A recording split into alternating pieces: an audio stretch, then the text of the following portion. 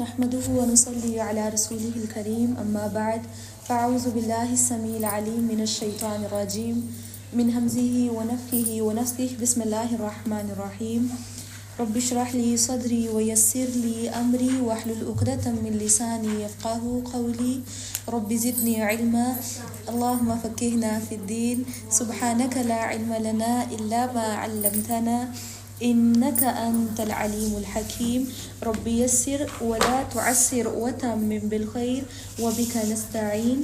سورہ بقرہ کی آیت نمبر 232 سے آغاز کرتے ہیں۔ اللہ رب العزت نے فرمایا وَإِذَا طَلَّقْتُمُ النِّسَاءَ فَبَلَغْنَ أَجَلَهُنَّ فَلَا تَعْضُلُوهُنَّ أَن يَنكِحْنَ أَزْوَاجَهُنَّ۔ اللہ تعالیٰ نے فرمایا جب تم عورتوں کو طلاق دو اور وہ اپنی عدت کو پہنچ جائیں تو انہیں اپنے پہلے خامندوں سے نکاح کرنے سے نہ روکو جبکہ وہ معروف طریقے سے آپس میں نکاح کرنے پر راضی ہوں۔ جب کوئی تم میں سے اللہ پر اور آخرت کے دن پر ایمان رکھتا ہے اسے اسی بات کی نصیحت کی جاتی ہے، فرمایا یہی تمہارے لیے عمدہ اور بہترین پاکیزہ طریقہ ہے۔ اپنے احکامات کی حکمت اللہ تعالیٰ ہی جانتا ہے، تم نہیں جانتے۔ اور اللہ تعالیٰ نے فرمایا والوالدات یرضعن اولادہن حولین کاملین، کہ جو باپ باہمی جدائی کے بعد یہ چاہتا ہو کہ اس کا بچہ پوری مدت دودھ پیے تو مائیں اپنے بچوں کو پورے 2 سال دودھ پلائیں گی۔ اور اللہ تعالیٰ نے فرمایا اور ماں اور بچے کے کھانے اور کپڑے کی ذمہ داری اس پر ہے جس کا وہ بچہ ہے، یعنی اس کے باپ پر، اور یہ خرچ وہ دستور کے مطابق ادا کرے گا، مگر کسی پر اس کی استطاعت سے زیادہ بوجھ نہیں ڈالا جائے گا، نہ تو والدہ کو اس کے بچے کی وجہ سے تکلیف دی جائے اور نہ باپ کو اپنے بچے کی وجہ سے تکلیف دی جائے۔ اور اللہ تعالیٰ نے فرمایا اگر باپ مر جائے تو نان و نفقہ کی یہ ذمہ داری وارث پر ہے۔ اگر 2 سال سے پہلے وہ دونوں باہمی رضامندی اور مشورے سے دودھ چھڑانا چاہیں تو ان پر کچھ گناہ نہیں، یعنی اگر ماں باپ دونوں باہمی رضامندی سے بچے کا دودھ چھڑانا چاہیں تو کوئی حرج نہیں، ورنہ اکیلی ماں یہ کام نہیں کر سکتی۔ تو اللہ تعالیٰ نے فرمایا اور اگر تم اپنی اولاد کو کسی اور عورت سے دودھ پلوانا چاہو تو بھی کوئی حرج کی بات نہیں، جبکہ تم اس دودھ پلانے والی کو دستور کے مطابق اس کا معاوضہ دو جو تم نے طے کیا ہے، اور اللہ رب العزت سے ڈرتے رہو۔ گھریلو معاملات کے اندر اللہ رب العزت بار بار فرما رہے ہیں واتقوا اللہ، اللہ سے ڈرتے رہو اور جان لو کہ جو کچھ بھی تم کرتے ہو اللہ تعالیٰ اسے خوب دیکھ رہا ہے۔ اور فرمایا والذین یتوفون منکم ویذرون ازواجا، اور فرمایا تم میں سے جو لوگ وفات پا جائیں اور ان کی بیویاں زندہ ہوں تو اللہ نے فرمایا ایسی بیوائیں 4 ماہ 10 دن انتظار کریں۔ ان کی عدت بتائی جا رہی ہے بیوہ عورتوں کی کہ وہ 4 ماہ 10 دن انتظار کریں گی۔ تو عدت کے اندر بہت سی فضول چیزیں کچھ لوگوں نے ایڈ کر دی جبکہ وہ نہیں، اور کچھ لوگوں نے حد سے زیادہ ہی تجاوز کر دیا، جبکہ عدت میں یہ ہے کہ عورتیں گھروں سے باہر نہیں نکلیں گی، وہ فیشن نہیں کریں گی، لائک خوشبو لگانا، مہندی لگانا یا بہت زیادہ فینسی کپڑے پہننا، ان چیزوں سے منع کر دیا گیا ہے۔ اس کے علاوہ وہ ہر طرح کے غیر محرم ریلیشن سے پہلے بھی پردہ کرنے کا حکم ہے، وہ عدت میں بھی پردہ ہی کرے گی، اور کسی بھی ضرورت کے مطابق بھی وہ گھر سے نہیں نکلے گی، الا یہ کہ کوئی اتنی شدید ایمرجنسی ہے، فار ایگزامپل کوئی بچہ بیمار ہے اور کوئی لے جانے والا ہی نہیں ہے تو پھر اس ایمرجنسی میں اس کو ہاسپٹل ضرور لے کے جا سکتی ہے، ورنہ وہ ایسے شادی کا فنکشن ہے یا ادھر جا رہی ادھر جا رہی، یہ عدت اللہ رب العزت کا عطا کیا ہوا ایک حکم اور ایک فرض کے درجے پہ جس کو پورا کرنا ضروری۔ اور پھر اللہ رب العزت نے فرمایا پھر جب ان کی عدت پوری ہو جائے تو اپنے حق میں جو کچھ وہ معروف طریقے سے کریں تو تم پر اس کا کچھ گناہ نہیں، اور جو تم کچھ کرتے ہو اللہ تعالیٰ اس سے خوب خبر رکھنے والا ہے۔ اور اگر ایسی بیواؤں کو اگر تم اشارتاً پیغام نکاح دے دو یا یہ بات اپنے دل میں چھپائے رکھو، دونوں صورتوں میں تم پر کوئی گناہ نہیں۔ اللہ تعالیٰ جانتا ہے کہ تم انہیں دل میں یاد رکھتے ہو لیکن ان سے کوئی خفیہ معاہدہ نہ کرنا، ہاں جو بات کرنی ہو معروف طریقے سے کرو، مگر جب تک ان کی عدت نہ گزر جائے نکاح کا عزم مت کرو، اور جان لو، پھر سے فرمایا جان لو جو کچھ تمہارے دل میں ہے، ان اللہ یعلم ما فی انفسکم فاحذروا، جان لو کہ جو کچھ تمہارے دل میں ہے اللہ تعالیٰ اسے خوب اچھی طرح جانتا ہے، لہٰذا اسی سے ڈرتے رہو۔ اور فرمایا یہ بھی جان لو کہ اللہ تعالیٰ بڑا ہی بخشنے والا بڑا ہی حلم والا ہے۔ لا جناح علیکم ان طلقتم النساء، اللہ تعالیٰ نے فرمایا اگر تم ایسی عورتوں کو طلاق دے دو جنہیں نہ تم نے ہاتھ لگایا ہے نہ حق مہر مقرر کیا ہو تو تم پر کچھ گناہ نہیں، البتہ انہیں کچھ نہ کچھ دے کر رخصت کرو، یعنی نکاح کیا تھا لیکن نہ تو رخصتی ہوئی نہ حق مہر فکس ہوا، تو اگر اس معاملے میں طلاق ہوگی تو اللہ تعالیٰ نے فرمایا کچھ نہ کچھ مال دینا پڑے گا، کیونکہ تم نے اس کی دل آزاری کی، اس کو ایک دکھ دی ہے، ایک تکلیف دی ہے، اور اس طرح کی طلاق کے اندر عدت بھی نہیں ہوتی۔ تو اللہ تعالیٰ نے فرمایا وسعت والا اپنی حیثیت کے مطابق اور تنگ دست اپنی حیثیت کے مطابق انہیں بھلے طریقے سے رخصت کرے، یہ نیک آدمیوں پر حق ہے۔ اور فرمایا اگر انہیں تم ہاتھ لگانے سے پہلے طلاق دے دو مگر حق مہر مقرر ہو چکا ہوا ہے تو پھر طے شدہ حق مہر کا آدھا ادا کرنا ہوگا۔ یعنی نکاح ہو گیا، حق مہر مقرر ہو گیا لیکن رخصتی نہیں ہوئی، تو پھر اس صورت میں اگر طلاق دی جا رہی تو پھر آدھا حق مہر دینا ہوگا کیونکہ وہ مقرر ہوا ہوا ہے۔ اور اللہ تعالیٰ نے فرمایا اللہ یہ کہ وہ عورتیں خود بخود معاف کر دیں یا وہ مرد جس کی اختیار میں نکاح ہے فراغ دلی سے کام لے لے۔ نکاح کی گرہ کس کے ہاتھ میں ہوتی ہے؟ شوہر کے ہاتھ میں۔ یعنی شوہر یہ کہے کہ میں نے آدھا نہیں، میں نے سارا ہی دے دینا ہے، وہ فراغ دلی سے لے تو ایک اور بات ہے۔ اللہ تعالیٰ نے فرمایا اور اگر تم درگزر کرو اور پورے کا پورا حق مہر دے دو تو یہ تقویٰ سے قریب تر ہے، اور باہمی معاملات میں فیاضی یعنی سخاوت کو نہ بھولو۔ اور فرمایا ان اللہ بما تعملون بصیر، جو کچھ تم کرتے ہو اللہ اس سے خوب واقف ہے۔ اللہ تعالیٰ خوب دیکھ، گھریلو معاملات کے اندر شوہر بیوی کے آپس کے معاملات کے اندر اللہ تعالیٰ بار بار فرما رہے ہیں کہ اللہ تمہارے اعمال سے واقف ہے، باخبر اور تمہیں دیکھ رہے ہیں۔ اور اللہ تعالیٰ نے فرمایا پھر فرمایا حافظوا علی الصلوات والصلاة الوسطی، اپنی سب نمازوں کی حفاظت کرو خاص کر درمیانی نماز کی۔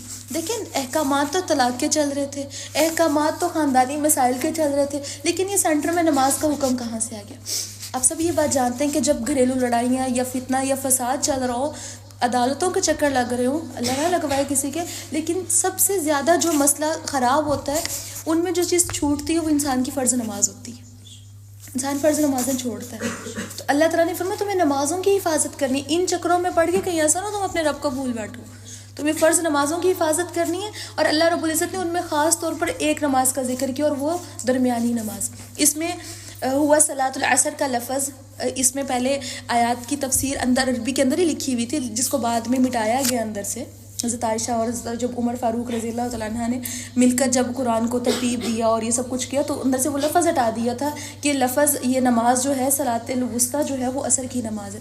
اور صحیح حدیث سے پتہ چلتا ہے کہ اس شخص کا جس کی عصر کی نماز رہ گئی گویا اس کا گھر بار مال اولاد ہر چیز ہلاک ہوگی، ہر چیز تباہ و برباد ہوگی۔ پھر اسی طرح نبی صلی اللہ علیہ وسلم نے فرمایا 3 دفعہ قسم اٹھا کے فرمایا تھا اللہ کی قسم یہ منافق کی نماز ہے، اللہ کی قسم یہ منافق کی نماز ہے اور یہ منافق کی نماز ہے۔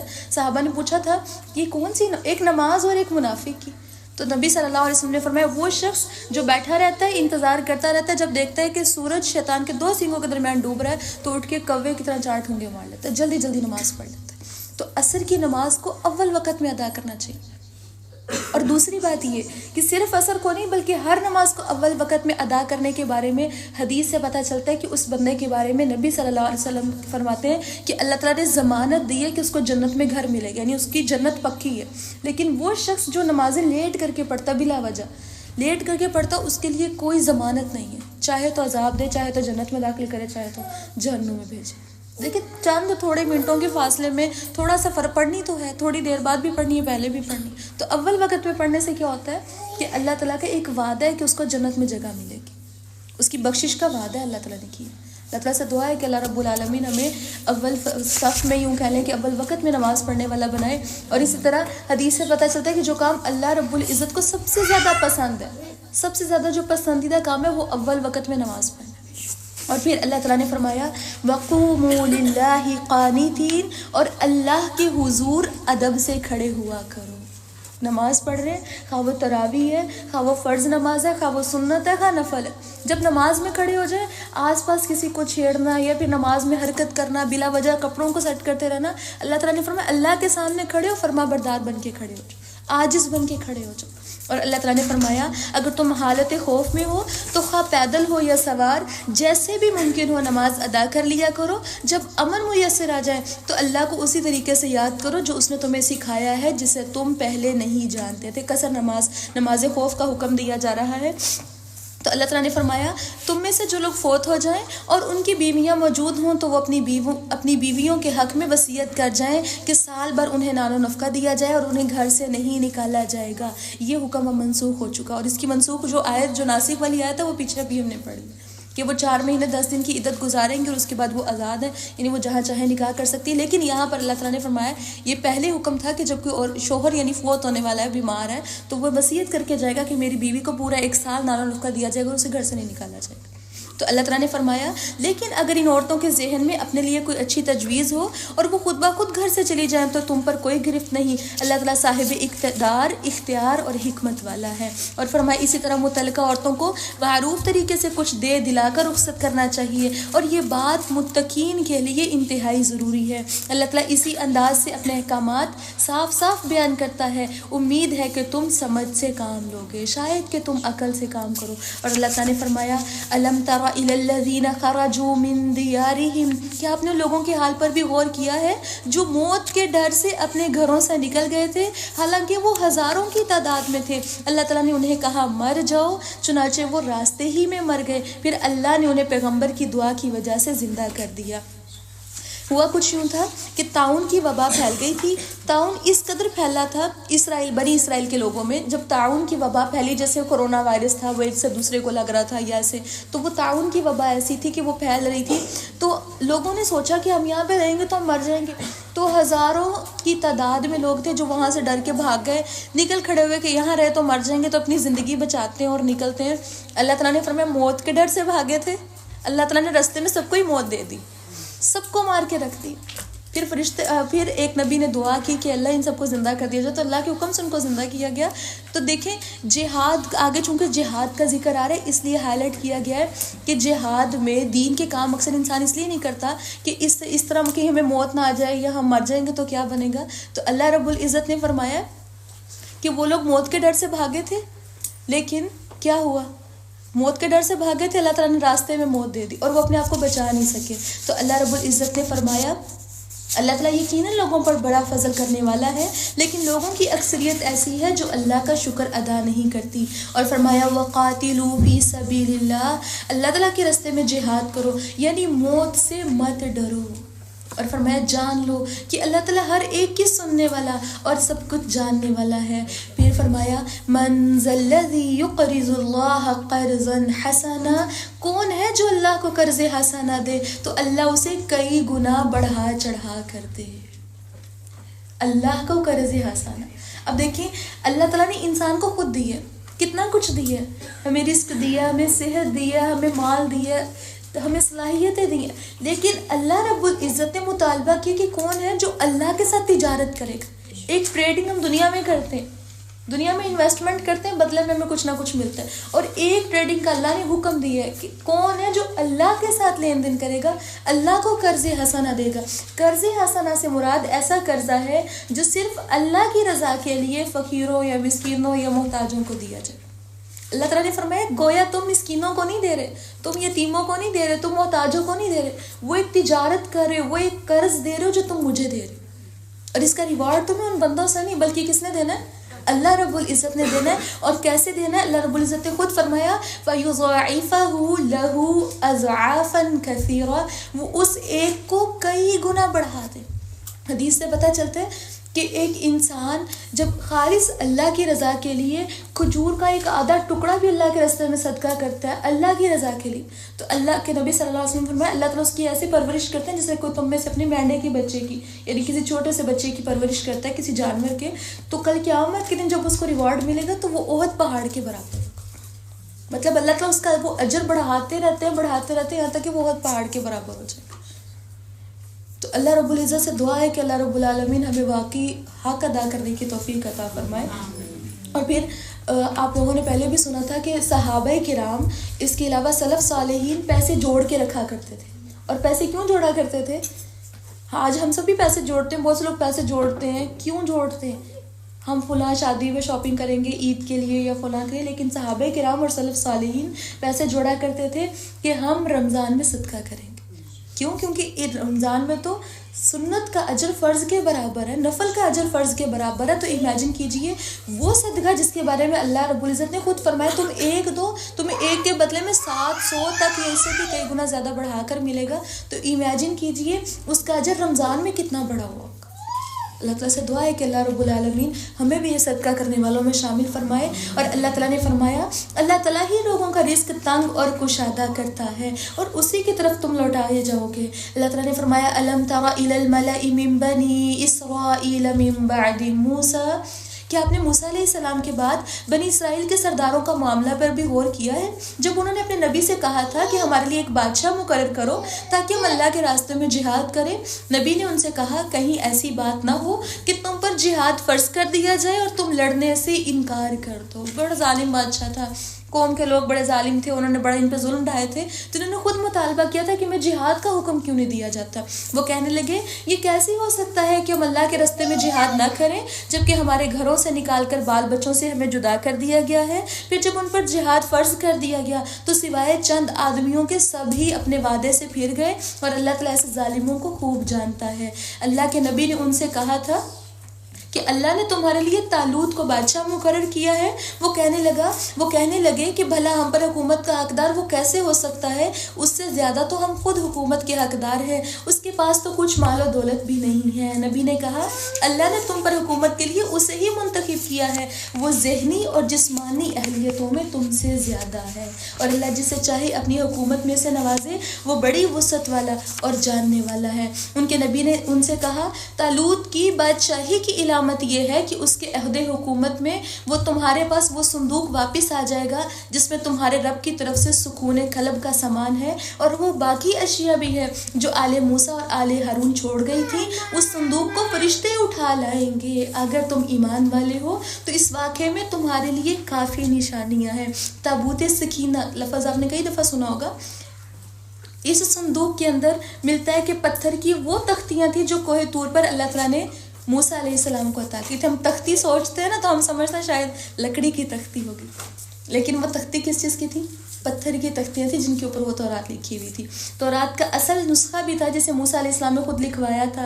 ایک بوتل تھی جس کے اندر من پڑا ہوا تھا، من سلوا اترتا تھا نا آسمان سے، تو من بھی موجود تھا، اسی کے اندر حضرت موسیٰ علیہ السلام کی وہ لاٹھی جس کو وہ سمندر پہ مارنے سے پانی جو ہے وہ دو بڑے بڑے پہاڑوں کی طرح کھڑا ہو گیا تھا، 12 چشمے بھی پھوٹے تھے، تو وہ لاٹھی بھی اس کے اندر موجود تھی۔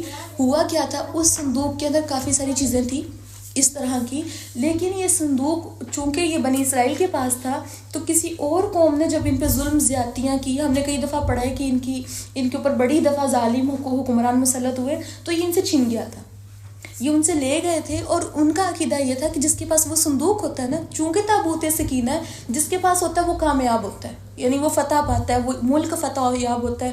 آج بھی یہ تابوت سکینہ موجود ہے لیکن کسی کو نہیں پتا کہاں پر ہے۔ ہوا کیا تھا، یہ ان سے چھن گیا تھا۔ اب اللہ تعالیٰ نے فرمایا کہ وہ جو طالوت جس کو تم بادشاہ نہیں نہ مان رہے، اس کی بادشاہی کی علامت یہ ہے کہ وہ تابوت سکینہ اس کے پاس فرشتے لے آئیں گے، اور سب کو پتہ چل جائے گا، سب کو گارنٹی ہو جائے گی کہ ہاں بھائی ہم نے اسی کو اپنا لیڈر تسلیم کرنا ہے اب، چونکہ وہ غریب شخص تھا اور اس کو وہ لیڈر نہیں مان رہے تھے۔ ہوا کیا کہ جس قوم کے پاس وہ تابوت تھا اس قوم کے اندر ایک بیماری پھیل گئی۔ انہوں نے یہ سوچا کہ کہیں ایسا نہ ہو کہ یہ ہم جو تابوت لے کر آئے ہیں نا، اس کی وجہ سے ہمارے ساتھ ایسے ہو رہا ہے۔ انہوں نے کیا کیا، انہوں نے اس کو ایک بیل گاڑی کے اوپر رکھا اور اس کا رخ انہی کی طرف موڑ دیا جہاں سے وہ لے کر آئے تھے۔ اب وہ بیل گاڑی کا رخ ادھر کو کر دیا تو ملتا ہے کہ فرشتے اس کو ہانکتے لائے اور کہاں لا کے کھڑا کر دیا، طالوت کے گھر کے آگے۔ رات کے اندھیرے میں انہوں نے اٹھا کے اپنے گھر رکھ لی اور صبح سب کو دکھا دیا کہ یہ رہا تابوت میرے پاس۔ تو یہ سب کچھ بڑا حیران کن تھا، لیکن اللہ کے نبی جو اس ٹائم پہ موجود تھے، نبی سموئیل نام ملتا ہے، شموئیل نام ملتا ہے، مختلف نام ملتے ہیں، اس ٹائم پہ انہوں نے یہ دعویٰ کیا تھا کہ تمہیں یہ صندوق اس کے پاس مل جائے گا۔ تو اگلے دن جب صندوق دکھایا تو سب نے ان کی ایک لیڈرشپ کو قبول کر لیا کہ ہاں یہ ہمارا لیڈر ہے اب سے، کیونکہ وہ ان کی کھوئی ہوئی چیز تھی، بڑی قیمتی چیز تھی جو ان کو مل گئی تھی۔ تو اللہ تعالیٰ نے فرمایا پھر جب طالوت اپنے لشکروں سمیت چل کھڑا ہوا تو اس نے ان سے کہا کہ رستے میں ایک نہر آئے گی جس سے اللہ تمہاری آزمائش کرنے والا ہے، جس نے اس نہر سے خوب پیٹ بھر کر پانی پی لیا وہ میرا ساتھی نہیں، میرا ساتھی وہ ہے جو اسے نہ چکھے الا یہ کہ چلو بھر کر پانی پی لے۔ سوائے چند آدمیوں کے سب نے پیٹ بھر کر اس نہر سے پانی پی لیا۔ پھر جب طالوت اور اس کے لشکر اس نہر سے آگے گئے تو طالوت کے لشکر کے لوگ کہنے لگے آج ہم میں جالوت اور اس کے لشکروں سے لڑنے کی طاقت نہیں ہے۔ جیسے میں جسٹ ایک مثال دیتی ہوتی ہوں، جب بھی ہم یہ پڑھتے ہیں کہ ایک مثال یہ ہے کہ جب آپ تراویح افطاری کے فوراً سے بہت زیادہ پانی پی لیں، فوراً ہی 1-2 گلاس اکٹھے اور وہ بغیر سانس لیے جیسے جلدی جلدی زیادہ سارا پانی پی لیں، تو آپ بتائیے کہ آپ میں تراویح پڑھنے کی ہمت ہوتی ہے؟ پھر کیا ہوتا ہے؟ پانی ہل رہا ہوتا ہے، پھر اٹھتی ہوتا ہے، اب ہم ہمت میں کوئی نہیں ہے، ایسے ہی ہے۔ تو سیم کنڈیشن تھی، انہوں نے ان کو منع کیا گیا تھا کہ پانی نہیں پینا، لیکن انہوں نے زیادہ سارا پانی پیا، اور اس سے کیا ہوا کہ ان میں ہمت ختم ہو گئی، اور انہوں نے کیا کہا کہ اب تو ہم جنگ نہیں کر سکتے. تو اسی طرح بہت سے معاملات ایسے ہوتے ہیں جن میں صبر کی ضرورت ہوتی ہے. بہت سے معاملات ایسے ہوتے ہیں جن میں صبر کی ضرورت ہوتی ہے، جہاں پہ ہماری آزمائش ہوتی ہے کہ یہاں پہ رکنا ہے، جی بھی چاہ رہا ہے، پیاس بھی لگی ہے، بھوک بھی لگی ہے، لیکن یہاں پہ ہمیں صبر سے کام لینا ہے. تو جب ہم وہاں پہ صبر سے کام نہیں لیتے تو پھر ہماری آگے کامیابیوں میں رکاوٹ پیدا ہو جاتی. تو اللہ رب العزت نے فرمایا، البتہ ان میں سے وہ لوگ جو یقین رکھتے تھے کہ وہ اللہ تعالیٰ سے ملاقات کرنے والے ہیں، کہنے لگے. کئی دفعہ ایسے ہوا ہے کہ تھوڑی سی جماعت اللہ کے حکم سے بڑی جماعت پر غالب رہی، اور اللہ تعالیٰ تو صبر کرنے والوں کے ساتھ ہے. اور جب ان کا جالوت اور اس کے لشکروں سے مقابلہ ہوا تو کہنے لگے، اے ہمارے رب. انہوں نے دعا مانگی، ربنا افرغ علینا صبرا وثبت اقدامنا وانصرنا علی القوم الکافرین. اب دیکھا کہ کافی سارے لوگ تو پیچھے رہ گئے زیادہ پانی پینے کی وجہ سے، اب تو ہم چند بچے. اب وہ جو چند تھے ان کا ایمان بڑا مضبوط تھا. انہوں نے کیا کہا کہ ہم نے اکثر دیکھا ہے کہ تھوڑے لوگ ایک بڑی جماعت پہ غالب آ جاتے ہیں، تو اس ٹائم پہ انہوں نے رک کے اللہ تعالیٰ سے دعا مانگی کہ اللہ ہمارے اوپر صبر کے دہانے کھول دے، ہمارے اوپر ہر طرف سے صبر کو انڈیل دے. وثبت اقدامنا، ہمارے قدموں کو جما دے.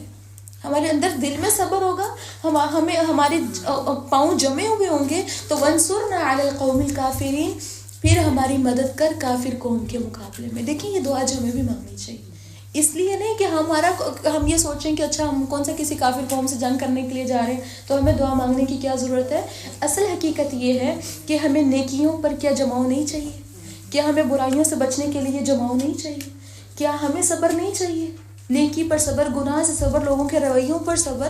تو دعا بڑی پیاری، ربنا افرغ علینا صبر، ہر طرف سے صبر انڈیل دے ہم پر. وثبت اقدامنا، ہمارے پاؤں کو جما دے.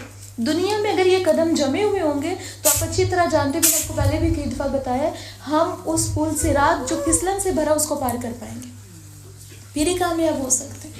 اور اللہ تعالیٰ نے فرمایا، اب یہ دعا یاد کرنی ہے، ٹھیک ہے. اور اللہ تعالیٰ نے فرمایا فَهَزَمُوهُمْ بِإِذْنِ اللَّهِ، انہوں نے اللہ پر بھروسہ کیا، اللہ سے دعا بھی مانگی، تو اللہ نے فرمایا کیا ہوا، پھر اس تھوڑی سی جماعت نے اللہ کے حکم سے انہیں شکست دے دی، اور داؤد علیہ السلام نے جالوت کو قتل کر دیا. طالوت اور جالوت کا مقابلہ تھا، لیکن کس نے قتل کیا جالوت کو؟ داؤد علیہ السلام نے. اور فرمایا اللہ تعالیٰ نے داؤد علیہ السلام کو بادشاہی اور حکمت عطا فرمائی، اور جو کچھ چاہا اسے سکھا دیا. اور اگر اللہ تعالیٰ اسی طرح کے لوگوں کے شرپسند گروہ کو دوسرے گروہ سے نہ ہٹاتا رہتا تو زمین میں فساد مچا رہتا. لیکن اللہ تعالیٰ اقوام عالم پر بڑا ہی فضل کرنے والا ہے. اللہ تعالیٰ نے فرمایا تلک آیات اللہ نتلوها علیک بالحق، یہ اللہ تعالیٰ کی آیات ہیں جنہیں ہم آپ کو ٹھیک ٹھیک پڑھ کر سناتے ہیں، اور بے شک آپ ان لوگوں میں سے ہیں جنہیں رسول بنا کر مبعوث کیا گیا ہے. اللہ تعالیٰ سے دعا ہے کہ اللہ رب العالمین ہمیں سمجھ عطا فرمائے.